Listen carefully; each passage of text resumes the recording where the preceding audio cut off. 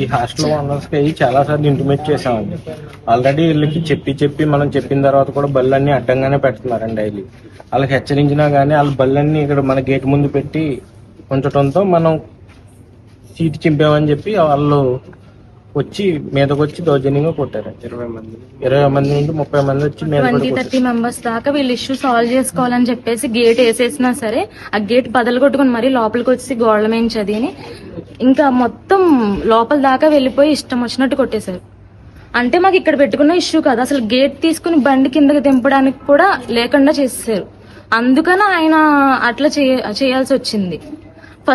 ప్రతి day inform చేస్తూనే ఉన్నాము, కానీ ఎటువంటి మార్పు లేకుండా కంటిన్యూస్ అట్లానే పెట్టేయడం వల్ల మేము ఇష్యూ అలా సీట్ చింపడం జరిగింది. దానికి వాళ్ళు చంపేసేదాకా కూడా వచ్చేసారు లోపలికి. 20-30 మంది కలిపి హాస్టల్ అందరూ కలిసి వచ్చి చాలా దారుణంగా బిహేవ్ చేశారు.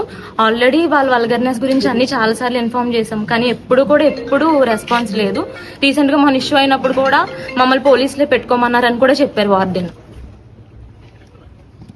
సిగరెట్లు అయ్యి కాల్చడం, లేడీస్ ఉన్నారు పిల్లలు ఉన్నారని కూడా మినిమం లేకుండా బిహేవ్ చేయడం, ఇన్ఫార్మ్ చేసినా సరే అట్లానే ఉండడం, డ్రింక్ చేసి బాటిల్స్ అవి పాడేయడం, అక్కడ విండో దగ్గరేమో బెట్టింగ్ గేమ్స్ అవి ఆడడం, వల్గర్ మాట్లాడి గట్టిగా మాట్లాడి